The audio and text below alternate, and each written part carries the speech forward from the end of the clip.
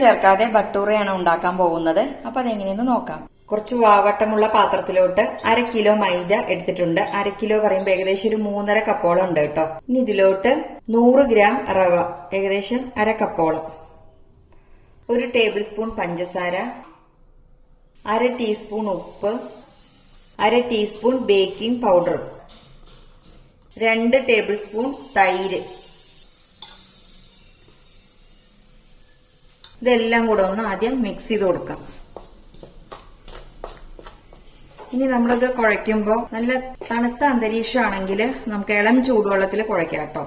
ഇപ്പൊ അത്യാവശ്യം ചൂടുണ്ട്, അത് കാരണം ഞാൻ സാധാ നോർമൽ വാട്ടറിൽ തന്നെയാണ് ഇതിന് കുഴച്ചെടുക്കുന്നത് ബാക്കി. അപ്പൊ തണുപ്പുള്ള സമയമാണെങ്കിൽ അത് ഇങ്ങനെ നന്നായിട്ട് പൊങ്ങി വരാനൊക്കെ ആയിട്ട് ഇളം ചൂടുവെള്ളത്തിൽ ഇത് കുഴച്ചെടുത്താൽ മതി. നന്നായിട്ട് മിക്സായി കഴിഞ്ഞു. ഇനി നമ്മൾ സാധാരണ ചപ്പാത്തി എങ്ങനെ കുഴച്ചെടുക്കുക ആ രീതിയിൽ സാധാ നോർമൽ വാട്ടർ ഉപയോഗിച്ചിട്ട് കുഴച്ചെടുക്കാം. എപ്പോഴും വെള്ളം ഒഴിക്കുമ്പോൾ കുറേശ്ശെ ഒഴിച്ചിട്ട് വേണം ഇത് കുഴച്ചെടുക്കാനായിട്ട് കേട്ടോ.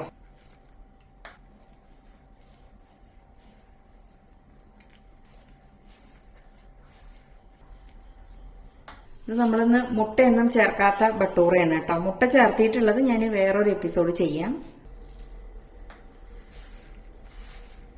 ഏകദേശം 1.5 കപ്പ് വെള്ളം ഞാൻ എടുത്തിട്ടുണ്ട് കേട്ടോ. വെള്ളത്തിന്റെ അളവിലൊക്കെ നേരിയ വ്യത്യാസമൊക്കെ ഓരോരുത്തരുടെ പൊടിയിലും കാണും കേട്ടോ. ചിലപ്പോൾ 1.5 കപ്പ് വേണ്ടി വരില്ല. അപ്പൊ അതൊക്കെ നോക്കിയിട്ട് വേണം കുഴച്ച് വെക്കാനായിട്ട്. ഇപ്പൊ റവയൊക്കെ ചേർത്തിയതല്ല, അപ്പൊ നല്ലപോലെ കുഴച്ചെടുക്കണം കേട്ടോ. കുറച്ചു നേരം ഒരു 5 മിനിറ്റ് നന്നായിട്ട് ഇങ്ങനെ കുഴച്ചെടുക്കണം. ഇനി നമുക്കിതിൽ കുറച്ച് ഓയിൽ ഒന്ന് പുരട്ടി കൊടുക്കാം. വീണ്ടും ഇതുപോലെ നന്നായിട്ടൊന്ന് കുഴച്ചെടുക്കാം.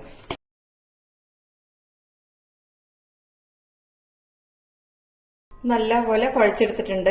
ഇനി നല്ല നനച്ച ടർക്കി വെച്ചിട്ട് മൂടി വെക്കാം. അതല്ലെങ്കിൽ നല്ലൊരു ലിഡ് വെച്ചിട്ട് മൂടിയിട്ട് ഏകദേശം ഒരു 2 മുതൽ 3 മണിക്കൂർ വരെ ഇത് റെസ്റ്റ് ചെയ്യാനായിട്ട് വെക്കാം. എന്നതിന് ശേഷം നമുക്കിത് പരത്തിയിട്ട് എണ്ണയിൽ ചുട്ടെടുക്കാം. ഒരു 2 മണിക്കൂർ കഴിയട്ടെ, എന്നതിന് ശേഷം കാണാം. അപ്പൊ ദേ 2 മണിക്കൂർ കഴിഞ്ഞു. നമുക്ക് തുറന്നു നോക്കാം. നല്ല സോഫ്റ്റ് ആയിട്ടുണ്ട്. ഇനി നമുക്ക് ചെറിയ ബോൾസ് ആക്കിയിട്ട് ചപ്പാത്തിക്ക് പരത്തുന്ന പോലെ പരത്താം. ഞാൻ എത്ര വലിപ്പം വേണമെന്ന് വെച്ചാൽ അതിനനുസരിച്ച് ചെയ്യാം കേട്ടോ. ഞാൻ ഒരു ഇടത്തരം വലുപ്പത്തിലാണ് ഇപ്പൊ ചെയ്യുന്നത്. അതല്ലാന്നുണ്ടെങ്കിൽ ഒരു വലിയ ചപ്പാത്തിയുടെ വലിപ്പത്തിൽ പരത്തിയിട്ട് അതിനെ 4ആയിട്ട് കട്ട് ചെയ്തിട്ട് എണ്ണയിൽ ഫ്രൈ ചെയ്തെടുക്കാം. എങ്ങനെ വേണമെങ്കിലും ചെയ്യാം കേട്ടോ. അപ്പൊ നമുക്കിനി കുറച്ച് മൈദപ്പൊടി തൂവിയിട്ട് ചെറിയ ബോൾസ് ആക്കിയിട്ട് പരത്തിയെടുക്കാം. അപ്പൊ ഈ മൈദപ്പൊടിയിൽ നന്നായിട്ട് കോട്ട് ചെയ്തെടുത്തിട്ടുണ്ട്. ഇനി നമ്മൾ ചപ്പാത്തിക്ക് പരത്തുന്നതിനെക്കാട്ടിലും കുറച്ച് കനത്തിൽ വേണം ഇത് പരത്താനായിട്ട്.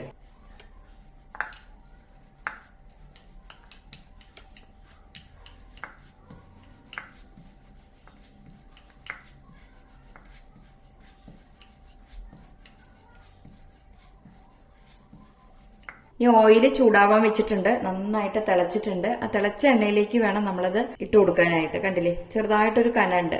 ഈ ഒരു കനത്തിൽ വേണം നമ്മളത് പരത്തിയെടുക്കാനായിട്ട്. അപ്പൊ ഇതിനി ഫ്രൈ ചെയ്തെടുക്കാം. അപ്പൊ ദേ ഓയില് നന്നായിട്ട് ചൂടായി കഴിഞ്ഞു കേട്ടോ. ഇനി നമുക്ക് ഈ പരത്തി വെച്ചത് പതിയെ ഇട്ട് കൊടുക്കാം.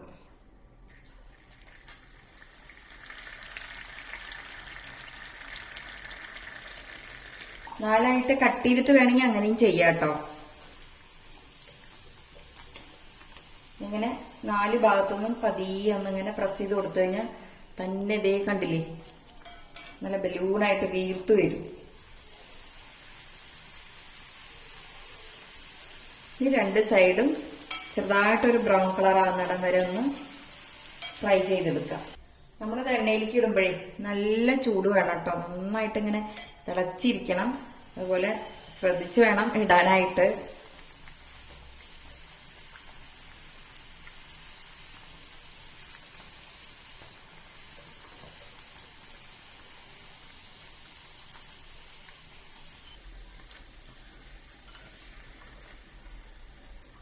അപ്പൊ ദേ 2 സൈഡും നല്ല ഗോൾഡൻ ബ്രൗൺ കളർ ആയിട്ടുണ്ട്. ഇതിനി ഒരു പ്ലേറ്റിലോട്ട് മാറ്റാം.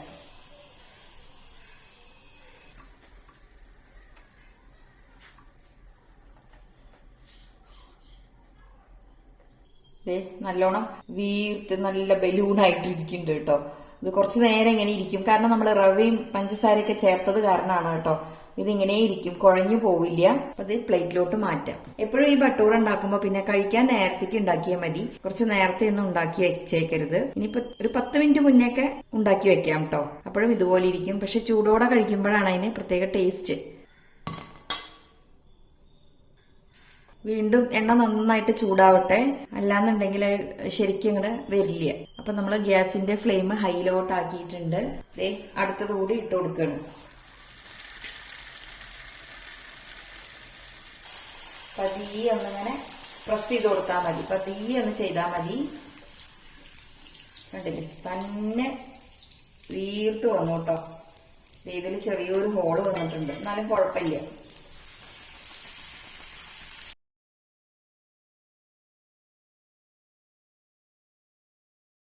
ഇനി മുട്ട ചേർത്തിട്ടുള്ള ബട്ടൂറ് ഞാൻ വേറൊരു എപ്പിസോഡ് ചെയ്യാവേ. എല്ലാ ഭാഗവും ഇതുപോലെ ലൈറ്റ് ബ്രൗൺ കളർ ആക്കിയിട്ട് എടുക്കാം. ചെറുതായിട്ട് മതി, ഒരുപാട് വേണ്ട, അപ്പൊ അതിന്റെ ആ ഭംഗി പോവുള്ളൂ. ഇത് നോക്കിയേ, നമ്മൾ നേരത്തെ ഉണ്ടാക്കി വെച്ചത്. ഇനി അതിലോട്ട് ഇതുകൂടി മാറ്റാം. അപ്പൊ ഇതുപോലെ ബാക്കിയൊക്കെ ഉണ്ടാക്കി എടുത്തിട്ട് കാണാം കേട്ടോ.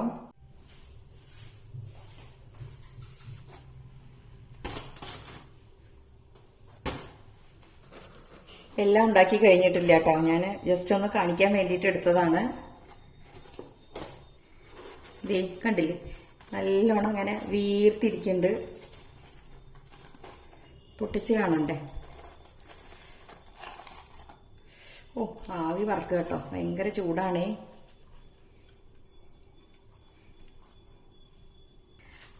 ഇനി ഒന്ന് കഴിച്ചു നോക്കട്ടെ.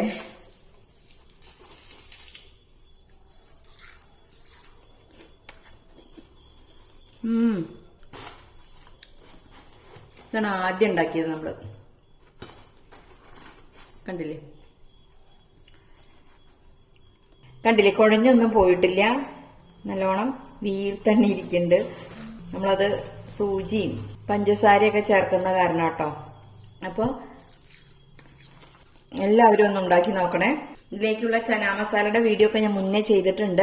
അതുപോലെ പൂരിയുടെ റെസിപ്പിയും കാണാത്തവരുണ്ടെങ്കിൽ പൂരി ഒന്ന് കണ്ടോക്കണേ. അതും ഇതേപോലെ തന്നെ നല്ലൊരു പൂരിയുടെ റെസിപ്പി ആട്ടോ. അത് നമുക്ക് കഴിച്ചു കഴിഞ്ഞാൽ ഒരുപാട് മട്ടിപ്പോ ഒന്നും തോന്നില്ല. ഇതും അതുപോലെ തന്നെയാണ്. അപ്പൊ ഇത് ഏത് കറിയുടെ കൂടെ വേണമെങ്കിലും കഴിക്കാം, നോൺ വെജിന്റെ കൂടെ, വെജിന്റെ കൂടെ, എങ്ങനെ വേണമെങ്കിലും കഴിക്കാം. ഇതിലിപ്പോ നമ്മൾ കോഴിമുട്ടയൊന്നും ചേർക്കാതെയാണ് ഉണ്ടാക്കിയിരിക്കുന്നത്. ഇനി മുട്ട ചേർത്തത് ഞാൻ അടുത്തതൊരു എപ്പിസോഡ് ചെയ്യാം കേട്ടോ. അപ്പൊ എല്ലാവരും ഉണ്ടാക്കിയിട്ട് ഫീഡ്ബാക്ക് ഒക്കെ അറിയിക്കണേ. വീണ്ടും നല്ല നല്ല റെസിപ്പിയുമായി വരുന്നത് വരേക്കും ബായ്.